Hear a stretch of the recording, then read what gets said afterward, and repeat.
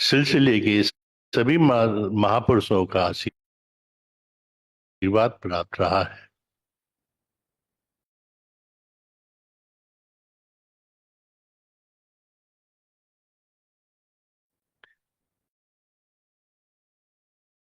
ईश्वर प्राप्ति के मार्ग में सुख है, शांति है, व आनंद है।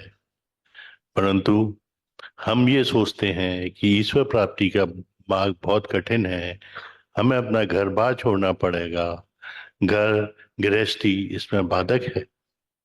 पर हमारे गुरु महाराज ने बताया कि ईश्वर प्राप्ति के मार्ग में घर और गृहस्थी बाधक नहीं है बल्कि सहायक है।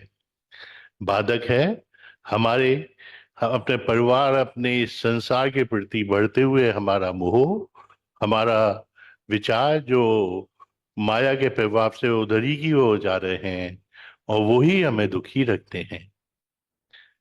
विचारों को बदला भी जा सकता है, पर उसके लिए घर बार छोड़ने की जरूरत नहीं है। घर में ही रहकर हम साधनाओं को निरंतर करके और उसका अभ्यास करके अपने विचारों को ईश्वर के प्रति लगा सकते हैं। हमारे विचार जो हमारे मन से निकलते हैं, वो दो बातों से का प्रभाव उन पर पड़ता है। एक तो हमारे संस्कारों का, उससे हमारी वृत्ति बनती है। दूसरे, प्रकृति की तीन धाराएं आ रही हैं, सत, रज और तम। इन धाराओं का प्रभाव भी हम लोगों के व्यवहार और विचार पे पड़ता है। सत में शांति है, उन्नति है, और व्यक्ति ईश्वर प्राप्ति के रास्ते की ओर आगे जाता है। रज में चंचलता है।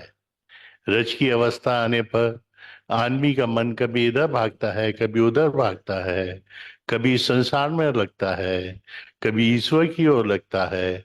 और जितनी सांसारिक इच्छा है और पर ईश्वर की इच्छा है, वो रज में ही साधक के ऊपर आती है। तब में अज्ञानता है, व्यक्ति सुस्तों की बात ही पड़ा रहता है, मूड हो जाता है, उसकी मस्तिष्क भी ज्यादा काम नहीं करता है।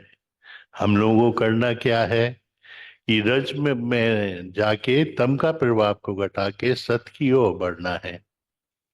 इसकी साधना करते करते एक अवस्था ऐसी आएगी कि हम सत में जाके स्थापित हो जाएंगे। परंतु सत भी माया की अंतिम सीढ़ी है, इसमें भी माया का बंधन रहता है। हमको आगे चल के इन गुणों से अपने को ऊपर ले जाना है और त्रिगुणातीत अवस्था में स्थापित हो जाना है, जहाँ ये धाराएं हमारे ऊपर प्रभाव नहीं डाल सकती हैं, माया हमारे ऊपर प्रभाव नहीं डाल सकती है, और हम एक सुख व शांति की अवस्था में रहते हैं।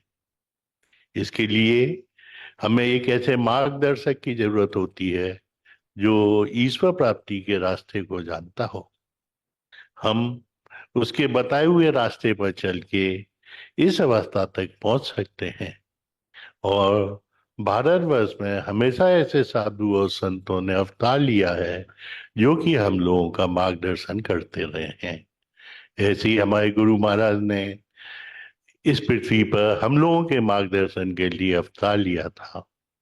उन्होंने कहा था कि जो हमारी मन के विचार जो इस संसार की ओर भाग रहे हैं, उसको कंट्रोल करके हमको वृत्ति को अंतर्मुखी करके अपने अंदर ईश्वर को ढूंढना है, क्योंकि हमारे अंदर ईश्वर का अंश है।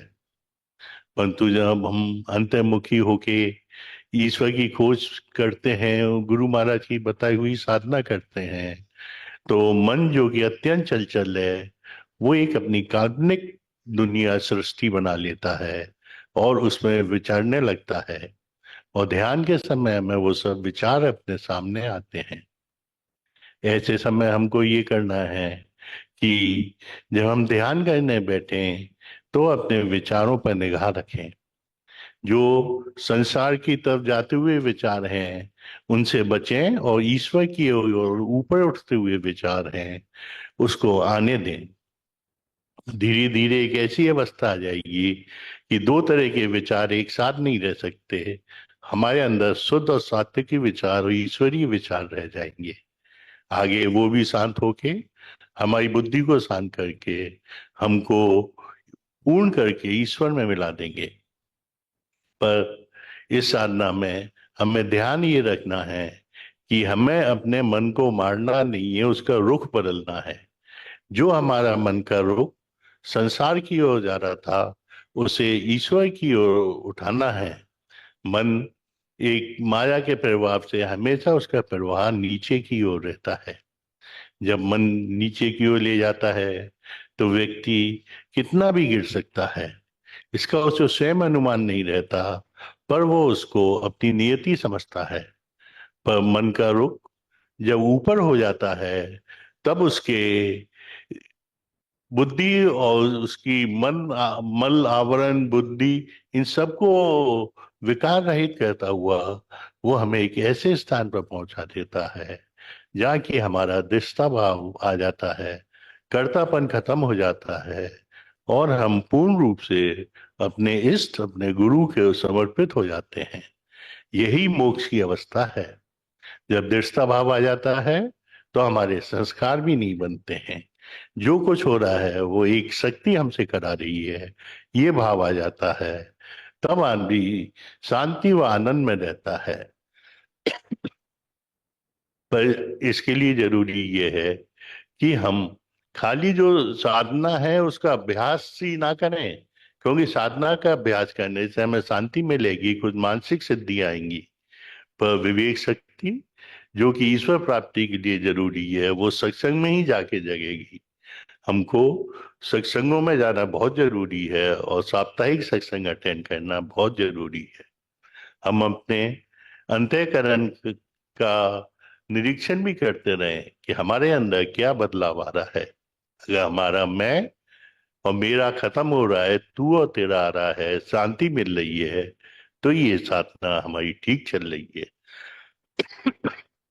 बस रास्ते की रुकावटों के लिए गुरु महाराज से प्रार्थना करें कि वो हम पर दया रखें और हम उनसे बच के आगे निकल। अच्छा, बोल दिया।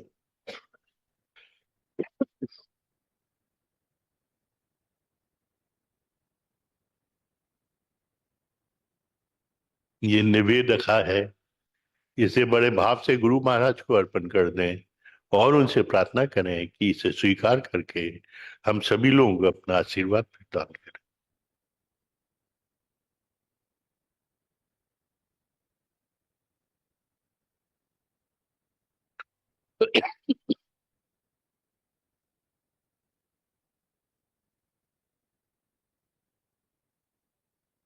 बस, बस।